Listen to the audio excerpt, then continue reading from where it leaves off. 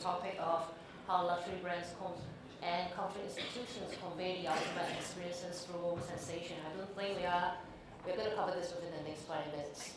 So I'm Lorian. Just a very quick line about myself. I have been working with LVMH brands for a very long number of years. I'm from Singapore and have been working in China for the last 10 years. And I continue to do so now in my current capacity, mainly doing creating and expanding storytelling assets for luxury and premium brands. And it's a huge pleasure for me and to share with all of you Roderick from the British Museum. Basically, he's the guy who stewarded the presence of the British Museum in China. And we have Jérome, a very iconic international figure in the arts and culture scene. So unfortunately, I think a lot of you will notice there's going to be another lady with us, Joyce from Bulgaria. Unfortunately, she is hospitalized. But we're going to see her on the screen later, sharing us on a bit about what Bulgaria is doing in China in April, coming soon. And so, if I do move on, but I think we are in very good company about what we have to discuss today, given the panel topic. So first of all, I think some of you may have recalled back in 2011 and 2012, there was a massive momentum of luxury branded exhibitions. I think the count should be something or even like 100 exhibitions, but mostly only focused in the big cosmopolitan Chinese cities like Shanghai, Beijing, Guangzhou. So, but for international brands that we're seeing now, and we've been seeing a trend of international exhibitions like the likes of Hermes, Prada, Gucci, Louis Vuitton in the last quarter of 2018. Now, what is the key factors of maintaining brand authenticity and making sure that it resonates with the Chinese customers, because it is a very different era right now compared to 5 years ago, and they are more sophisticated, they understand a bit more. So Roderick, can you share with us a bit more, given what the British Museum has been doing in China for the last 2 years? So, by the way, first of all, I apologise for my strange accent. I'm from Scotland. So I hope you understand me. So what have the British Museum been doing in the last couple of years? About 3 years ago, we had an exhibition in China called A History of the World in 100 Objects. Now, I don't look after the exhibition side of things at the museum, but it was a hugely successful exhibition. We opened in Shanghai and we opened in Beijing. As the commercial director for the British Museum, the great thing for me was I was looking for a licensing partner in China 3 years ago, and we found one. Hugely successful exhibition with the history of the world and 100 objects, and then within within 2 months of the exhibition closing, we launched a range of licensed products in China, which was hugely successful. What we found was people wanted to buy into the brand, which was good news for us.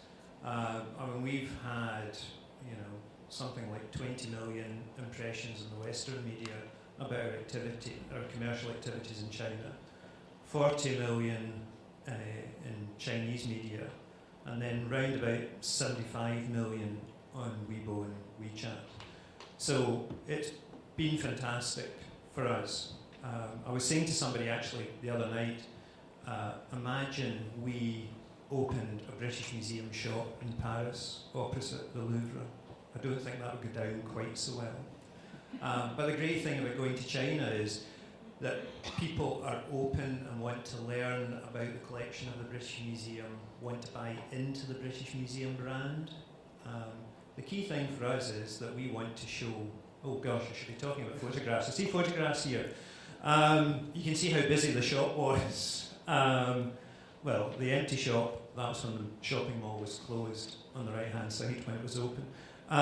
Anyway, but it's been hugely, hugely successful for us. And we just want to do more, actually, in China. Yeah. No, actually, I think with interest, everyone could still go into Tmall, and you will see that the British Museum actually had a boutique shop, branded boutique over there. I myself, I share with you, I was a customer, fan, In fact, some of the products, I mean, of course, they ranges from under €3 Yes. up to 1,000 over euros, and for a replica of an artifact.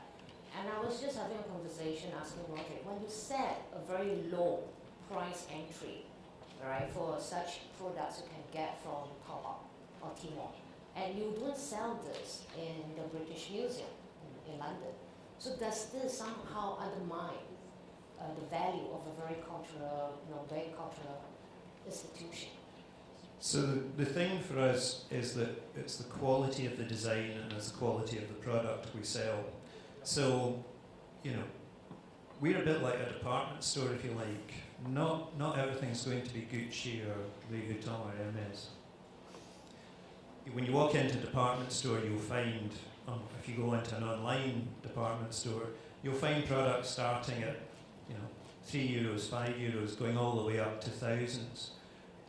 The issue for us is we've got to make sure the quality of the product is right. So anything you buy in China has gone to one of our curators in London for sign-off. So we don't let anything get made in China with our logo on it that does not meet the design standards, quality standards. So for example, when we opened our first pop-up shop in Shanghai, we did a range of 3D replicas, life-size replicas, some of them 8 foot high. I mean, amazing. We had all those signed off by a curator from the Ancient Greece and Ancient Rome department. They were costing thousands of euros. I mean, 10, 12,000 euros per piece. Quality. Before you put the British Museum logo on it, quality is what matters most of all.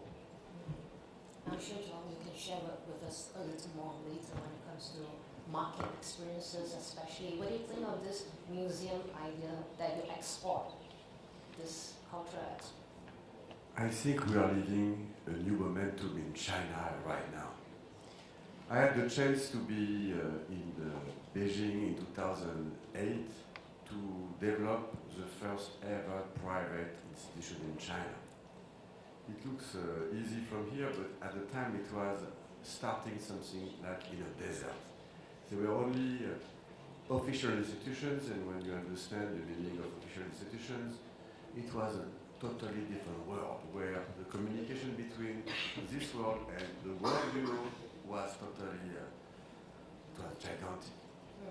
11 years later, there is hundreds of private institutions around the country, and the level of shows, that was not the case when I came. It was mostly like rental exhibition.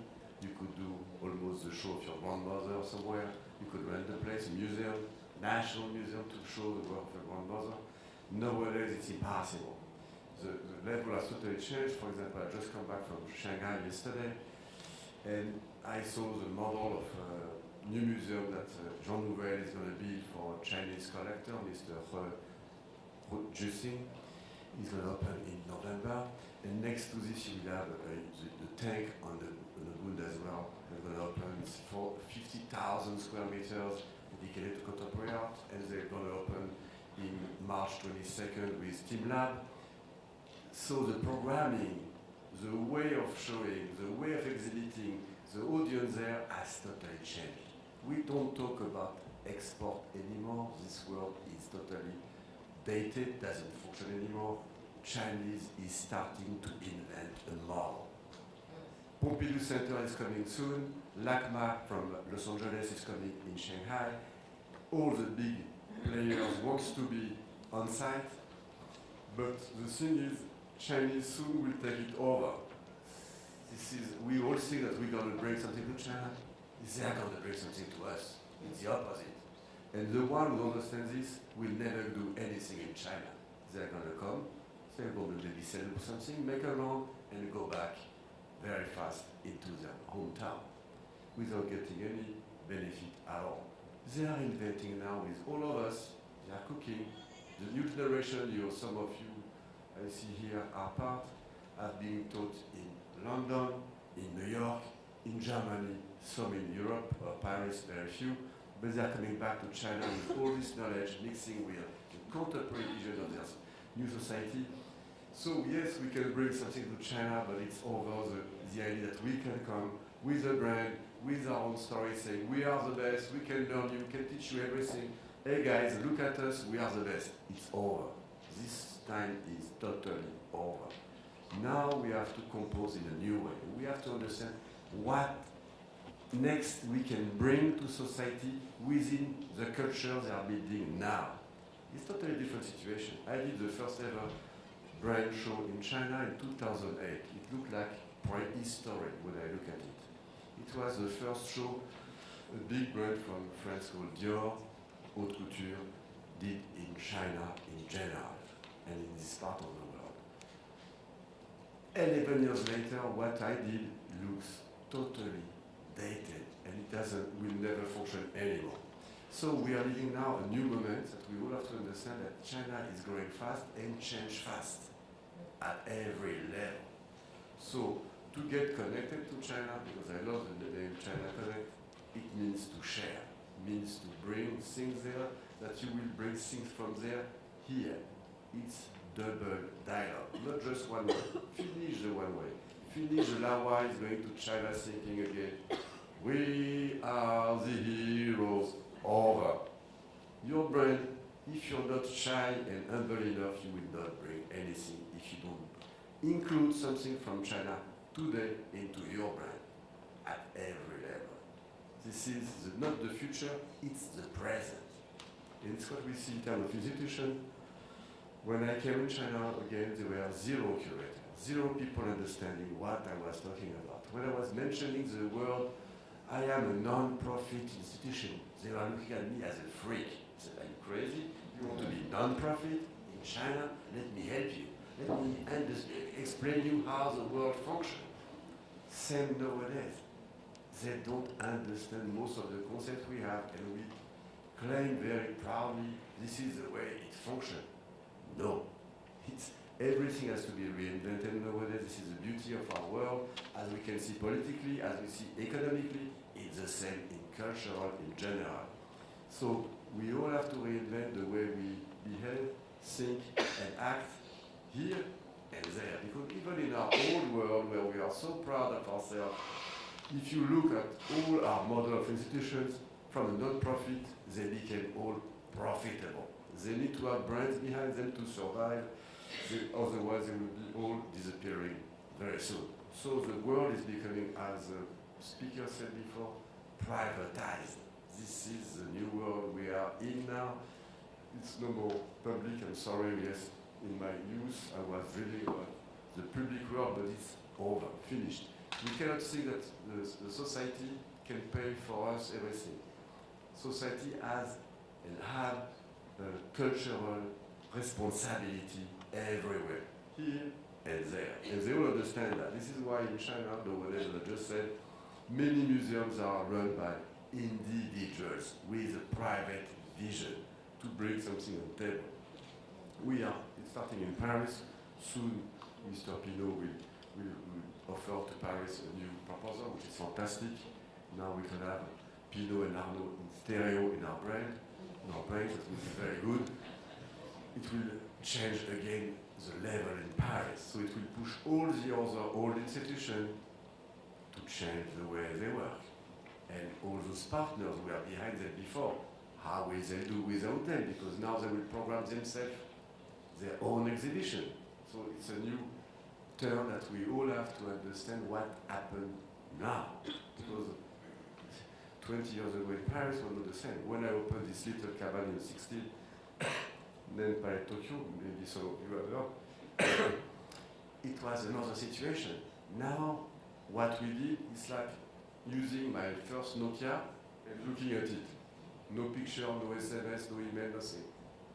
So, world has changed. We have to connect with how the world is behaving and acting now. And we are always reluctant to change my country. I love my country, but we are the slowest one to change the way we behave. I will not mention any color of jacket, but we are always looking to the past and thinking that what we had yesterday we will have it tomorrow. It's over. This is ideas. By chance, China doesn't behave like this. They are the opposite. They go where it moves, how it changes. We have to follow them more than we should follow us. This is my last word for this. And in fact, I think we were just having that discussion yesterday with Roderick for what the British Museum is doing and what I'm seeing from the brands, what they're doing. Is it possible to even replicate the same kind of systems and operations that you have undergone in China market? Again, with very specific Chinese partners. Is it possible to replicate that kind? Bring a system to another market, just like you mentioned about the States? Yeah, I mean, as I say, we couldn't really do this in Europe because, as I say, the British Museum turned up. In Europe, people would say, go away. And in America, it would probably be the same because America's got the Met and it's got the Getty and it's got... So it is very difficult actually to go into another market. I mean, the thing about China is we learn from China all the time. I mean, I think that's why it's so exciting for us. And actually to get the trustees of the British Museum to agree to go into the Chinese market on a commercial basis, because everyone hears the horror stories, you know, about rip-off and so on. And one of the things that took us, to be honest, it took me 3 years to find a licensing partner in China that I could trust and I could work with, and one who had a good relationship with Tmall, you know, and that relationship's allowed us to have the direct-to-retail licensing program with several suppliers in China as well. Again, we're doing something that a lot of museums, well, to be honest, we're the only museum in the world at the moment who is doing this in China. But we are letting, I suppose we are letting actually, we're letting China tell us how to do it, because we're not the experts. We do not know what goes through everybody's head in Shanghai, Beijing, and the rest of the billion population. So we need to use a partner in China to actually understand more about what China wants. I mean, it's interesting, the British Museum will never build another museum anywhere in the world. That's a fact. Many people come to us and say, could we have a British Museum in the Middle East? Could we have a British Museum in Asia? We won't do it. Our focus is on London, but we will send objects out to China, and we'll take exhibitions in from China. And we've taken in quite a number of exhibitions and objects from China, and in fact from all over the world. I mean, our strapline is a museum of the world, for the world, because the British Museum covers the entire human history. It doesn't just pick a date in time. Basically, we start with the man using the hand axe, who was skinning a hairy mammoth with the hand axe, all the way up to the 21st century. So actually, we do have that Nokia on display in a glass cabinet. So I wanted to share a little bit more on this. Yesterday I was at a conference. I heard there's a few speakers sharing about the VVV Shanghai exhibition, and I thought that I could share a little more specific on it because I had the chance to work with the brand direct on this, and mainly my role is to drive on social collaborations. And some of you may know we work with Mobike, we work with Seatrip, and we work with Airplane. I'm sure that all of you are familiar with this local lifestyle and transportation media, because basically we work with them in a role that we help to commonly redefine the language of travel. So what you see on the picture on the left, this is actually where the actual venue is, with this historic truck that doesn't run more than 1 kilometer at any one time. It was a huge success. I know that a lot of brands are also looking at this integration of how do we make sense of a mini program application inside. We may have very good applications at times that spend a lot of time and money, efforts to do it, but how do you actually integrate into the whole experience of it? What we do find gratifying is there's a lot of people posting what they actually do with our apps, actually experience throughout the 15 rooms, and they put it back on their campaign. And through some of the digital index that we monitor, a lot of them were not just posting selfies of them in the exhibition rooms, but rather what they customized from the media app itself. And we actually won this we won the Tencent Mini Program Award last year for one of the most interactive mini programs created. And of course, there is a KPI. In fact, the whole team, we only had one KPI for the exhibition, which is the visitors count. This is actually, the Shanghai stock was the 5th global stock after New York, after Paris, New York, Tokyo, and Seoul. And within 11 weeks, we achieved 270,000 visitors. I know that in China context, we are so used to seeing millions, billions in fact. But this is also considering that it's also the final months in November, December, whereby most part of the country is actually travel. So the part that I wanted to stress on is when we work with C-Trip, I heard a lot and we were thinking about how we could work with C-Trip when you're based overseas. But the reason that we work with C-Trip was in fact to attract the domestic travelers. That's the other way that we're trying to get people from Chengdu, trying to get people from Xi'an, trying to get from Shenyang. So we use the other way around. So we set up almost like a mini site within itself, gave the full story, and I think it's gratifying to see a lot of comments, social comments, saying that they wanted to come back a second time. There was something more than just luggage and the story of Mr. Vuitton in the 15 rooms. There was something about a flow of it, and we try to integrate a lot of Shanghainese culture. This picture that you see, for those of you who have been to Shanghai, you'll be familiar with Shukumen. This is like the alley, the Shanghai alley. Right, so I hope this gives a little more context to what we're discussing today. For Vuitton to try this, I think is a very big challenge, and actually a big adventure, eventually, to all of us who has been working on this for almost more than 6 months. Of course, the curator team will take more than that, with the customs and others. And Johor, I wanted to give you a very proper introduction because he was actually just in Shanghai last week curating for this exhibition that's actually at the Long Museum at Westland, which is going to be the next place, whereby I personally will go for big exhibitions, and the whole experience of now going to an art exhibition, I must say, is almost on par as I would go to one in Hong Kong. I haven't been or to Europe. I think in terms of the space and just making sure that there is a full immersive experience for a lot of customers who were not brought up in, since young, they were not brought up in this culture of learning the arts and culture, and immediately they are learning something contemporary from modernists. How was the response so far you will find from this exhibition that you've done with Yihong? Well, the answer was quite big because I had the chance to make a large survey exhibition on this artist, who is one of the most important, iconic, historical female artists from China for the last 3 decades.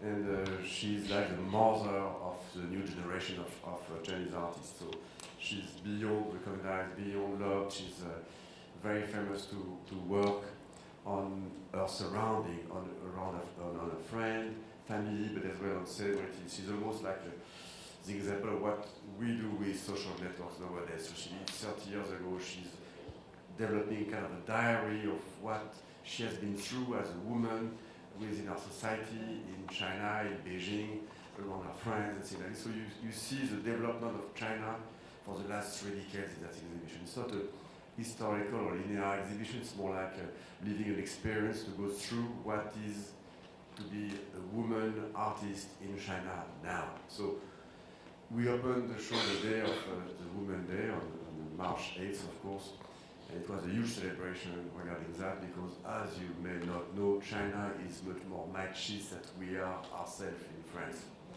So it has been very difficult for a woman to be front row in the last 30 years. So she is really like known not as a feminist, but as a feminine, engaged person within the art society.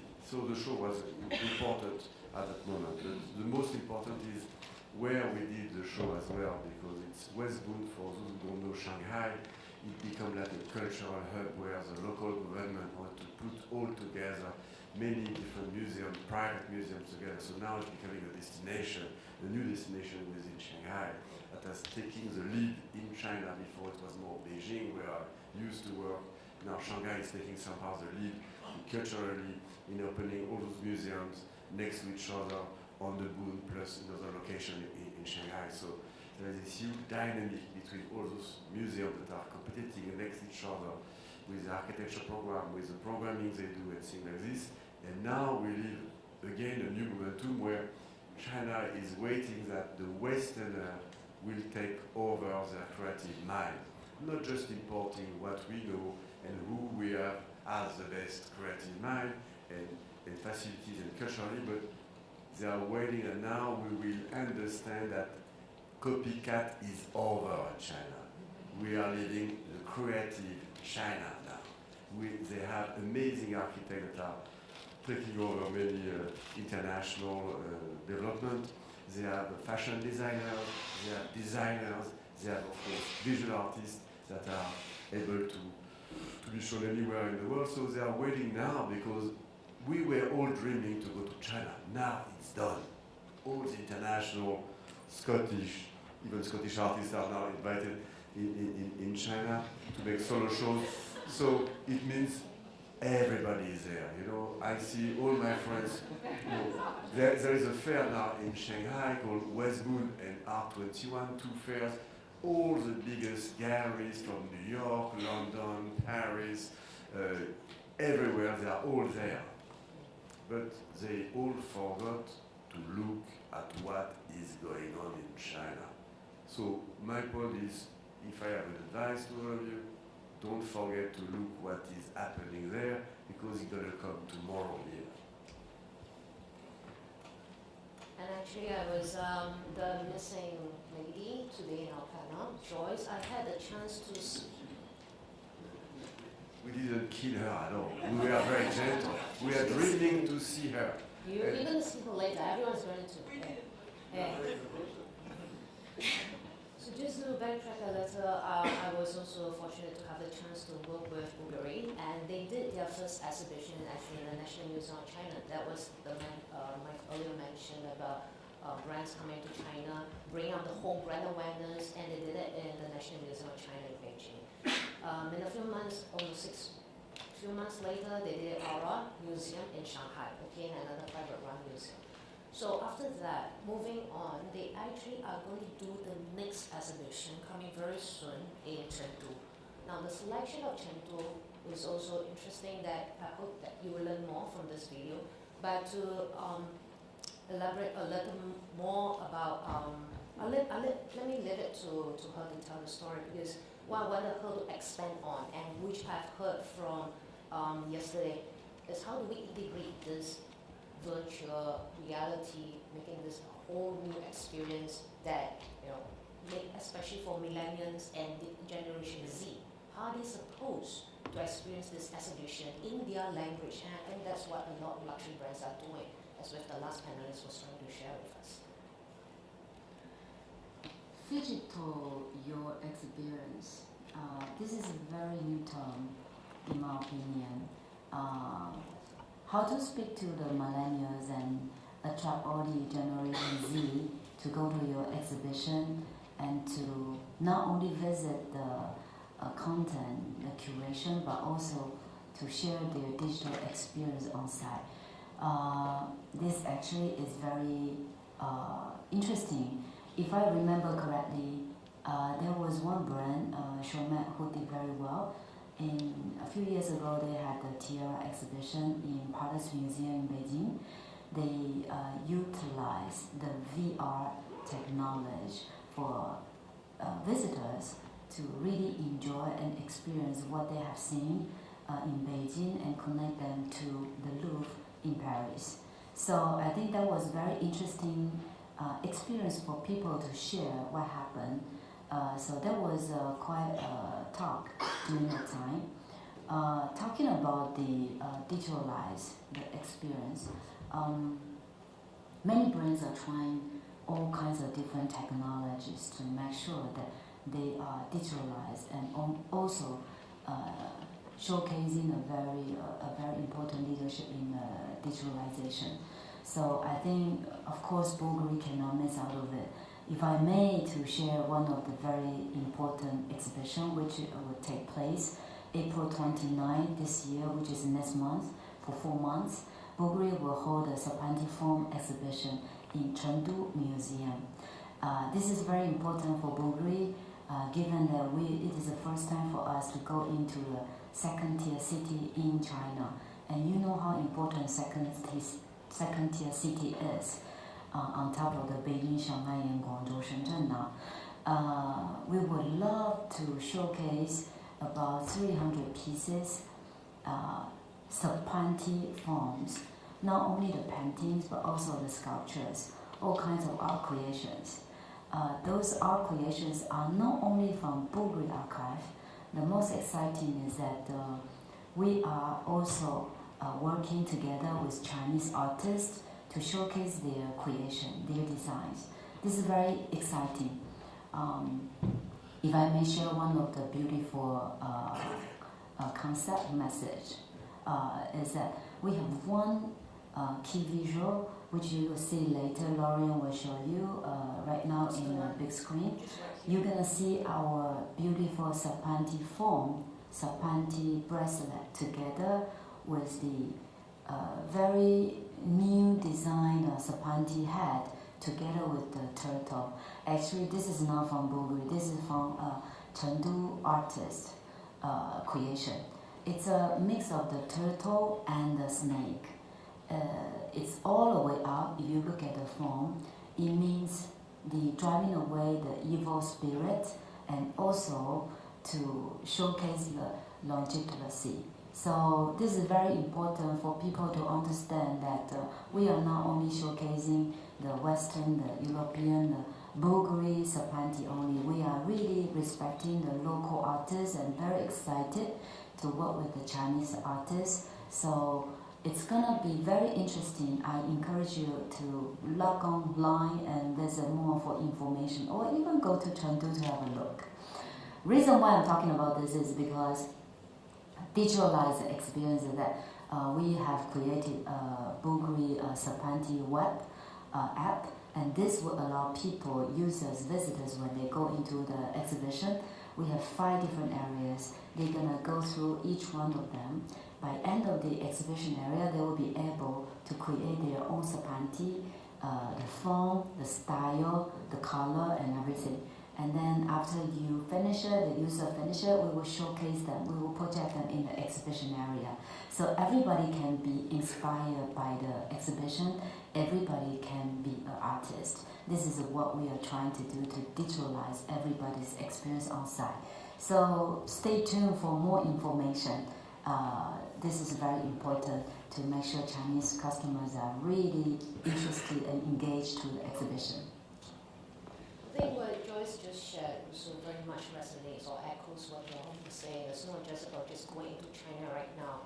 In fact, the next video I'm going to show you, and we will end that, is more like how now brands are not just bringing European culture into China, but you see a very interesting integration of how they collaborate with local artists. And in fact, the whole fusion, the whole result is, I would say, it's a new flavor. It's not something that you will only see in Europe. It's not something you will see in China, but there's a kind of openness and receptivity, which I think right now, for what we are seeing from the Chinese customers, consumers, they are more open than before. Definitely more than 5 years. Yes, they are smart consumers, people. They want more than just the product. You have no idea how much Chinese have been spoiled by the brand for the last 10 years. I've been to so many events there where the bag at the end were full of gifts, unbelievable ones. They were treated as kings. Now they are tired of this. They don't want any more gifts, don't want any more products. They want brands to be smart. They want brands to bring culture.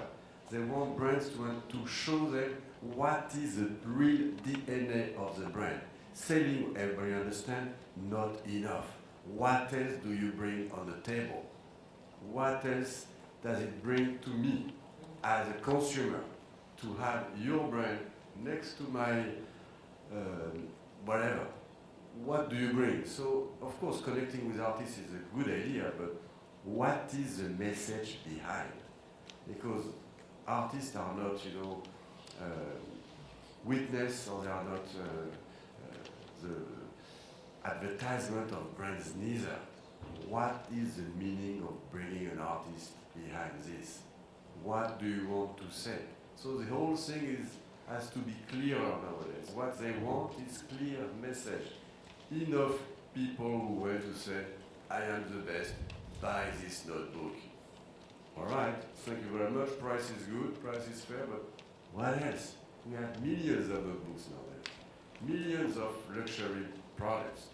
You have no idea how many shops there is, shopping mall full of all those brands that have bigger shops that we have here or there in our Western world. It's crazy. So they are not impressed anymore. It's over. What else do you bring? We are not another level. So they are much more interested by the cultural level. What makes me different? What makes me learning out, not just how this product has been made. Okay, thank you very much. I am very interested. What does it bring to me, to my soul, my brain, my life, my friends? This is what they are more interested to know now. We are living this new era. And if I may, so this is what Joyce was sharing about this new form of how they are bringing in old artifacts that has never actually been displayed in China before. The video is supposed to